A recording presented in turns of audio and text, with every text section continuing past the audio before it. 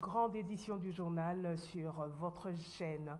D'abord, cette information en vue de l'exécution des ordonnances présidentielles portant aux nominations des animateurs de la petite territoriale où le vice-ministre de l'Intérieur, Jean-Claude Molipé, est arrivé ce lundi 9 janvier 2023 à Kisangani dans la Chopo. Plus de détails avec Gisèle Etoko.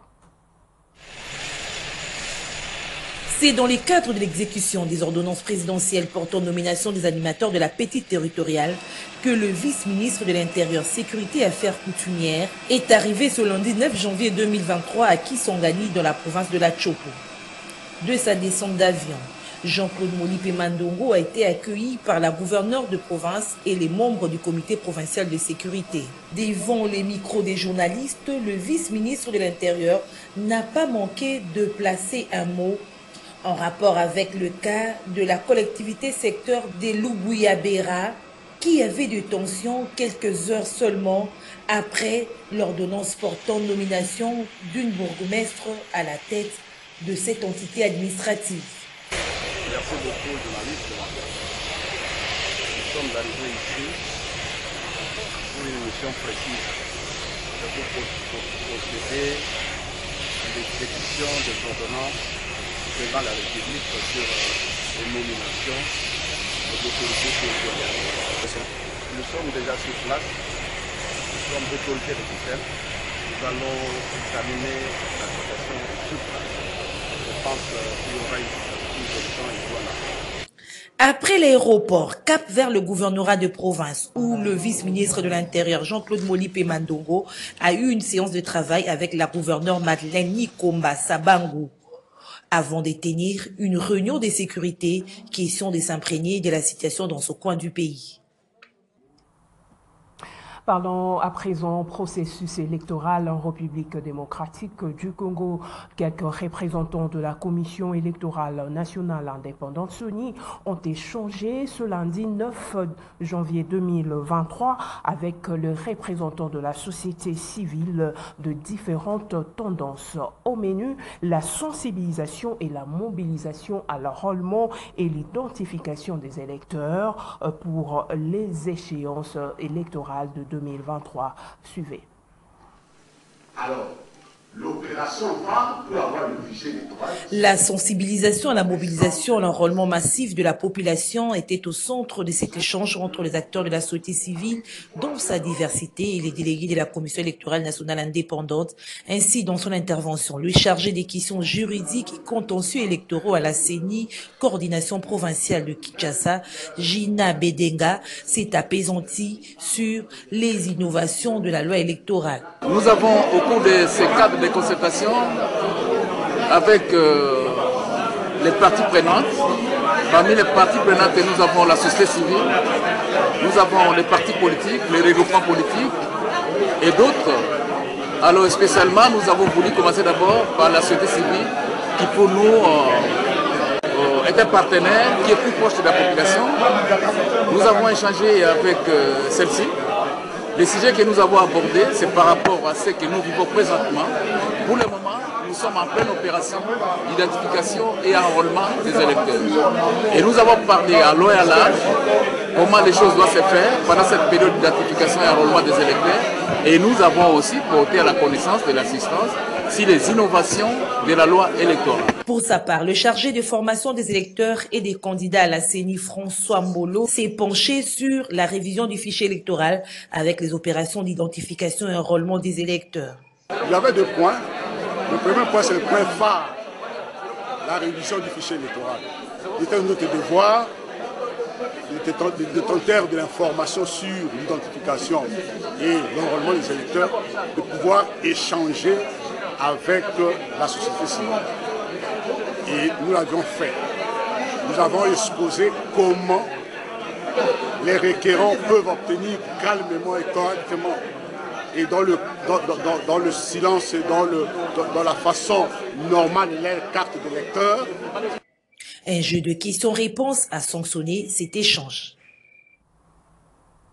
Désiré Mbonzi Ouambonzi, secrétaire national en charge de l'idéologie, formation et mobilisation du mouvement de libération du Congo, parti cher à Jean-Pierre Bemba Gombo, s'est acquitté de son devoir civique le dimanche 8 janvier 2023. Ces derniers s'est enrôlé au centre du collège Saint-Félix au quartier Montbélé à Limité sous l'escorte de nombreux militants du mouvement de libération du Congo. Autre détail avec Fiston Galé et Georges Libengue.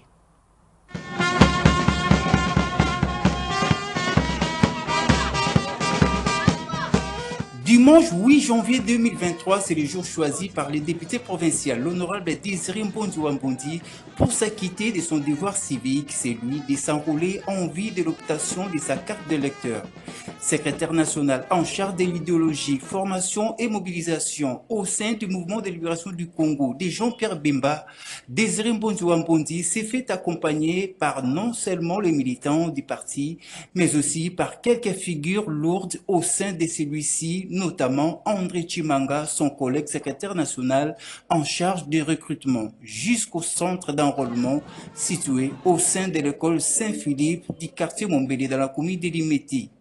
Une fois dans la salle, Désiré Mbonzi va passer étape par étape de l'opération avant d'obtenir en bonne et due forme sa carte d'électeur et d'appeler tout Limeti, sa circonscription électorale qu'il représente au sein de l'Assemblée provinciale de Kinshasa, à s'enrôler massivement. J'ai choisi Montbélé comme lieu où je viendrai me faire enrôler parce que je suis élu de Limeti. J'ai choisi Montbélé parce que c'est une commune, un quartier plutôt, des véritables citoyens, des patriotes. Et je viens à Montbélé prendre ma carte électeur pour inviter mes compatriotes de Montbélé à aller rechercher partout, prendre leur carte électeur. Félix Tshilombo, le président de la République, s'est fait enrôler, il a sa carte. Jean-Pierre Bemba a sa carte, il s'est fait enrôler. Moi, Désiré Mbonzi Ouambonzi, j'ai ma carte. À chacune et à chacun des filles et fils de Montbélé, je vous invite, comme partout ailleurs, à vous faire enrôler. Voici la carte électeur. Limeti, fief électoral naturel du MLC de Jean-Pierre Bemba, n'est fait l'objet d'aucun souci pour l'honorable Désiré Mbonzi Ouambonzi qui abat un travail de titan au sein de l'organe de libérance de la ville capitale pour les Quinois et Quinois. Et puis sachez également le docteur Espérant Kamanda, secrétaire général adjoint du parti politique Mapar pour le Congo, a effectué une mission d'itinérance à Ilebo dans la province du Kasaï. Objectif était de mobiliser les masses et d'implanter le parti dans ce coin du pays pour la bataille électorale de 2023. John Moukadi. C'est dans le cadre de la mission d'itinérance lui confiée d'implanter, recruter aussi mobiliser la base que le docteur Espérant Kamanda, secrétaire général adjoint du parti politique Mapar pour les Congo MPC, est descendu à Ilebo sur instruction de son président national, Etienne Tshisekedi Tshisekedi, avec pour objectif majeur la réélection du chef de l'État, Félix-Antoine Tshisekedi Tshilombo, et lui donner de la majorité parlementaire au scrutin de 2023. La mobilisation était générale, ici dans son fief naturel, où il a placé la barre très haute et n'a aucun concurrent. À sa descente de l'avion, il a été accueilli par une marée humaine jamais vue à Ilebo. Il est parti de l'aéroport jusqu'au cercle privé où il s'est adressé à la population. Dans son message, Espérant Kamanda a présenté ses regrets de voir son Ilebo natal se détériorer suite à la mégestion de l'ancien régime. Il a également condamné le tribalisme instauré par les différents politiciens, ce qui a divisé les différentes couches de la population. Espérant Kamanda a ainsi épinglé le non-respect des ressources de l'État, notamment dans la paie des salaires des enseignants et autres agents de l'État.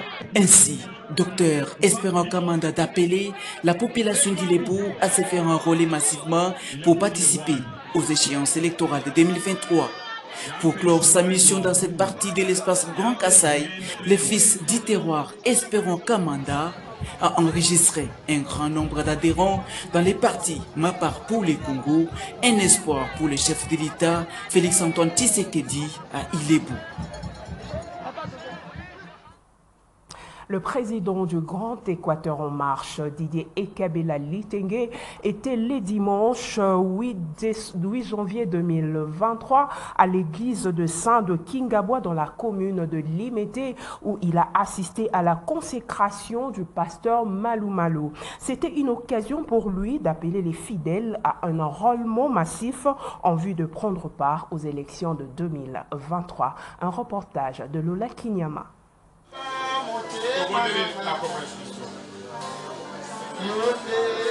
À l'église de Saint de Kingabwa, le président du Grand Équateur en marche a été convié d'assister à la cérémonie de consécration du pasteur Zéphirin Malou Malou.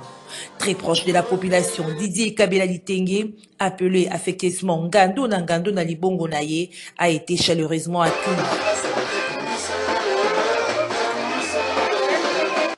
Occasion pour lui, processus électoral oblige d'appeler la population à s'enrôler massivement afin de prendre part active aux élections qui pointent à l'horizon. Aujourd'hui, c'est un grand jour pour moi. J'ai été invité par l'église des Saints pour assister à la cérémonie de la consécration d'un pasteur au nom de pasteur Malou Malou. J'ai profité de cette occasion du tribune de la chaire de l'église des Saints pour demander aux membres de la communauté église des Saints de s'enrôler massivement parce que le nombre de sièges dépendra du nombre d'enrôlés. Ils ont tous accepté à ce qu'ils fassent cet enrôlement-là afin que leurs devoirs civiques soient accomplis. L'agenda du président du Grand Équateur en marche, Didier Kabela, prévoit la tournée dans toutes les cellules de l'église de Saint. Et puis cette nouvelle, les élèves de primaire et secondaire ont repris le chemin de l'école ce lundi 9 janvier 2023 à travers toute l'étendue du territoire national après 2 semaines passées à la maison pour la célébration de fêtes de fin d'année. Nous y reviendrons avec force détail dans notre édition de demain.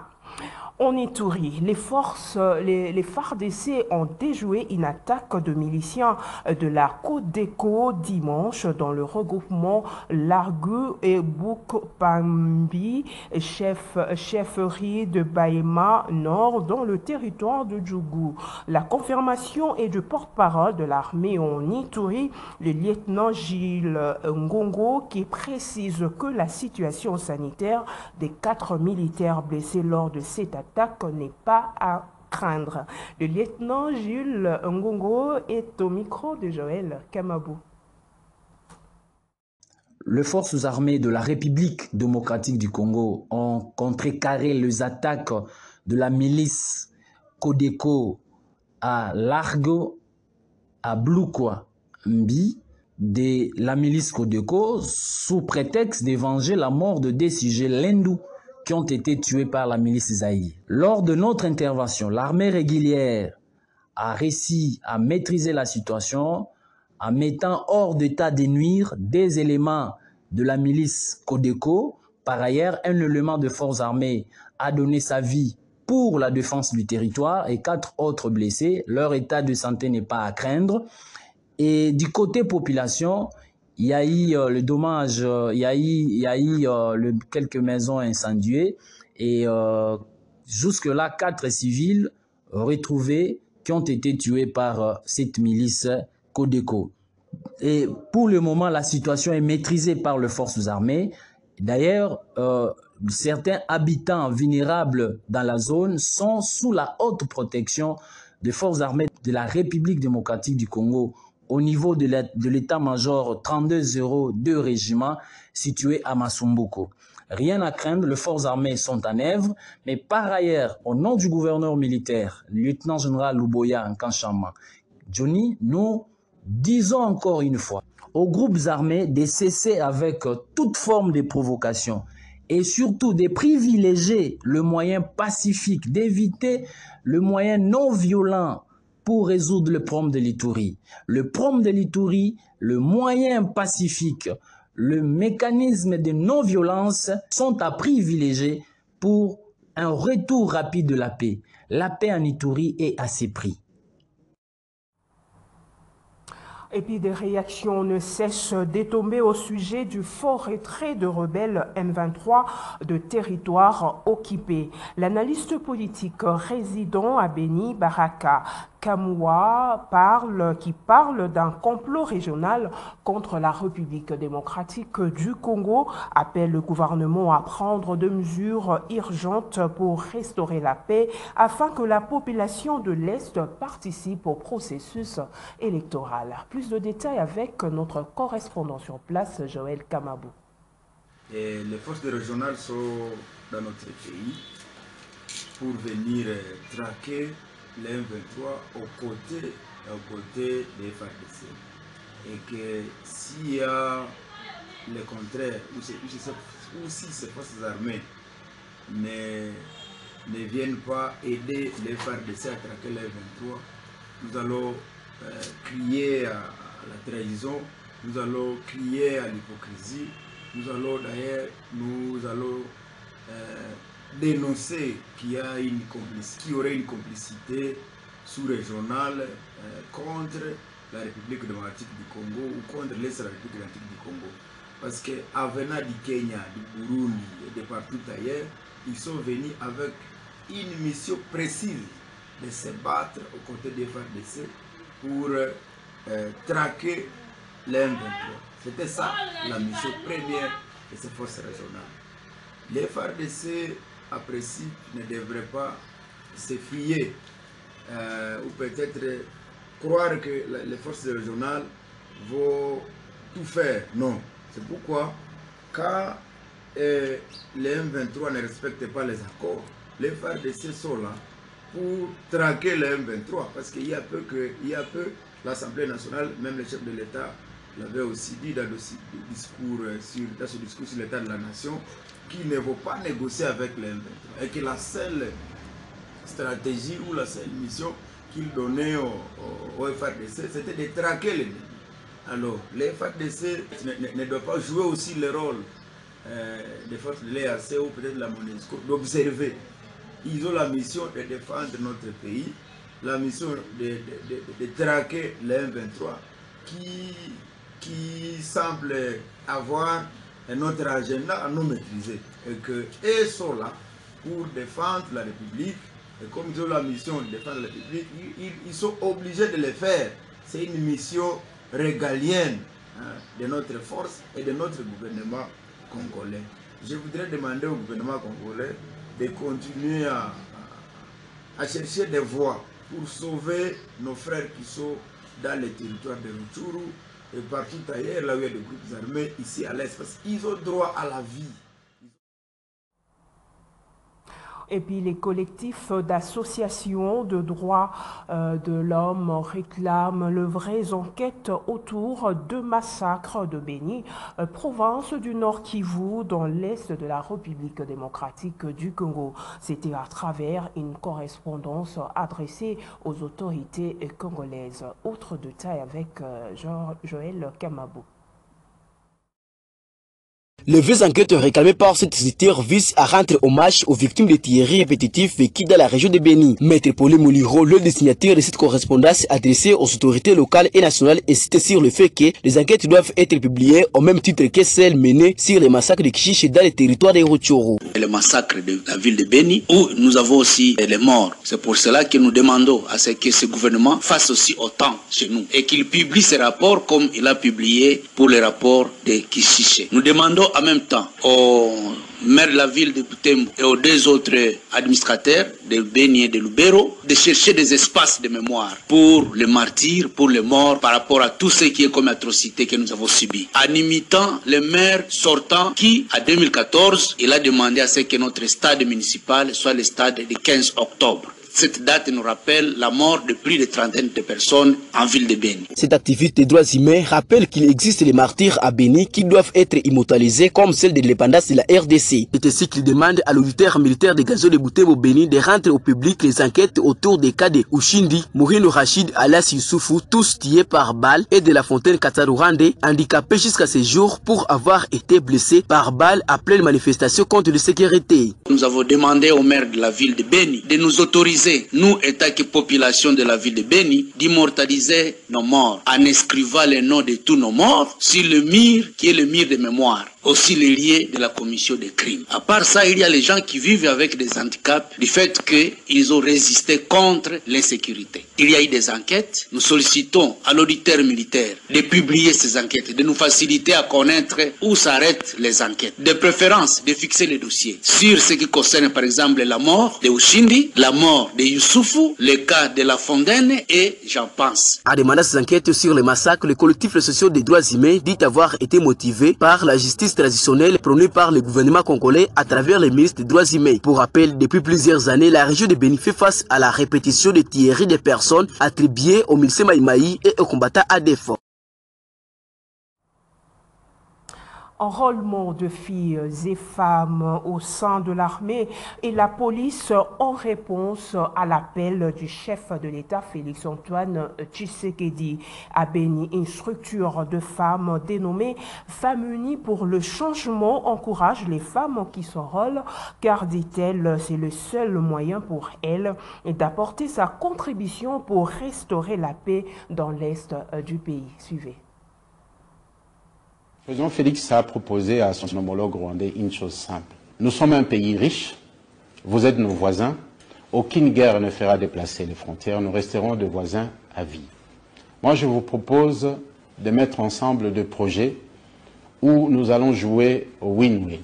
La vidéo devenue virale sur les réseaux sociaux où l'on aperçoit les conseillers du chef de l'État, Fortina Bifor Biselele, évoquer le prétendu accord qu'il aurait signé avec Paul Kagame sur instruction du chef de l'État en faveur de la paix entre les deux pays et qualifié par Prince Epenge de la Mouka de l'origine de la 4e guerre entre la RDC et le Rwanda. La question qu'on se pose au sein de la coalition Lamuka et au sein de la DD Congo est celle de savoir quand M. Félix Tshilombo cherche ou invite Kagame, engage Kagame comme les commissionnaires attitrés de la République, au fin de vendre les richesses du Congo, est-ce qu'au Congo, il n'y a pas de Congolais capables de faire la promotion des richesses du Congo?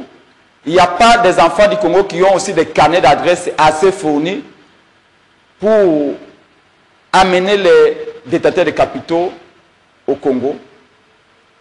Il n'y a pas de contrat win-win entre le Rwanda et le Congo. La logique selon laquelle, pour avoir la paix dans l'est du pays, nous allons brader nos richesses et en contrepartie obtenir la paix, est une logique suicidaire. C'est une logique qui n'a pas payé. Et la plus belle illustration est le chaos sécuritaire qui règne aujourd'hui au nord Kivu, à Ituri et partout dans le Congo.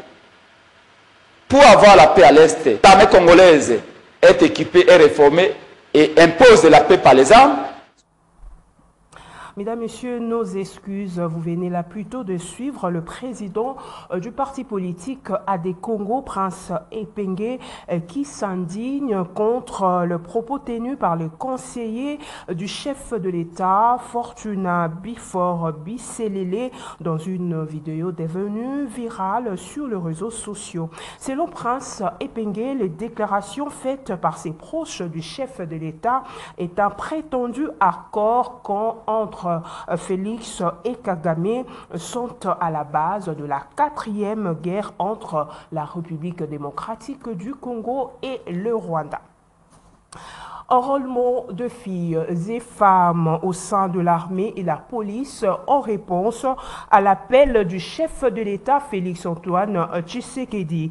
À Beni, une structure de femmes dénommée Femmes Unies pour le Changement encourage les femmes qui s'enrôlent car, dit-elle, c'est le seul moyen pour elles d'apporter sa contribution pour restaurer la paix dans l'Est de la République démocratique du Congo. Suivez. Manifestons notre soutien aux femmes et filles qui ont intégré les FARDC et notre police nationale congolaise après l'appel de mobilisation nationale du président de la République, commandant suprême de notre armée régulière, son Excellence Félix Antoine Tshisekedi Tshilombo, dont vous avez déclaré être prêt à donner notre vie pour restaurer la paix dans l'Est de la RDC. Conscient qu'il s'agit d'une priorité pour mettre fin au cycle de violence et au conflit dont nous avons malheureusement été témoins des conséquences pendant plus de 20 ans. Non, trop c'est trop. On a assez tué, violé, pillé notre pays, plus particulièrement l'Est. La République démocratique du Congo, nous encourageons nos pères et mamans qui ont intégré l'armée pour défendre notre mère patrie. Nous leur disons, Nekomwasi, Mama Tozali Simanayo, pour la défense Yamboka Nabiso. L'incapacité n'est pas la femme, en fait d'éviter les redondances de notre contribution, insistera principalement sur l'impératif de lutte contre l'impunité et l'urgence d'ériger la justice est pilier majeur de l'Est de droit ainsi qu'un levier d'une paix réelle et durable, sans laquelle aucun développement n'est possible. Parlons société avant de nous séparer. Comme la population de la commune de Makala, les policiers commis au poste de cette municipalité font face aux affres du phénomène Kuluna. Un policier du sous-commissariat de la PNC situé au quartier Bolima a été grièvement blessé lors d'une intervention sur terrain le dimanche 8 janvier 2023.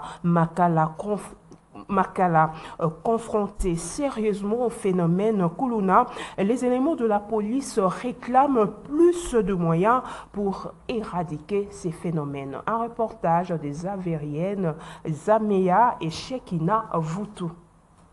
Les banditismes urbains appelés communément Kuluna se portent bien dans la commune de Makala. La population de cette municipalité voit de mille couleurs à cause de ce phénomène que les autorités ont du mal à éradiquer. Dans une intervention policière dans une bagarre opposant deux fractions de Kuluna ce dimanche 8 janvier au quartier Bolima, un policier dissocié situé sur l'avenue Kamba s'est fait grièvement blessé par un de ses brigands. L'autre policier, les policiers à Kamba, ils ont l'intervention. Parce que les policiers à proximité, pour la population, même si on a une intervention, ils sont négligents. Quand on va couper, on va couper dans le secteur. Alors, quand on a un policier,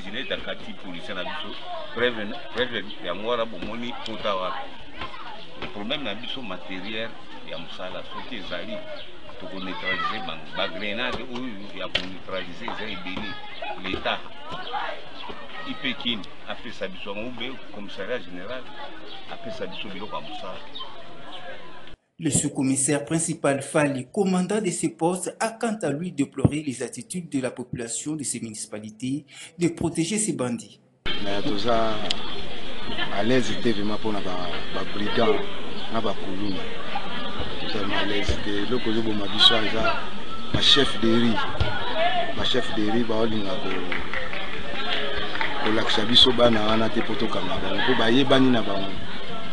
Au monde même sous bana on peut ba na machette ba bimisi na ba mpango na bango bino bokolanda bango boye. Pour sutuka ba koti kana ba mpango wana. Donc yo tango policier ko lokota na kota kia holandele boye. Okomona mama wana bandi kofinga yo koswanisa wana kofunda yo okoti na lopango na ngai nini boye anakaka na mwana kuluna te boye tango ya kolanda boye osala baketo te mwana anavandaka na avenue wana. Donc population bango bazobomba dans la population bango moko bazobomba bakuluna bazolia na bango bazobomba bango. Donc yango moni biso la police ya makala toujours mona bakuluna bazosilaka te parce que po population makala baza population moko ya motema mabe. Les autorités sont donc appelées à doter la police nationale des moyens nécessaires pour venir à bout de ces phénomènes. Ce journal est terminé, mesdames, messieurs. Merci de l'attention soutenue. Merci également à Xavérienne Zamea pour son assistance. Je vous retrouve demain avec ces mêmes plaisirs. Au revoir.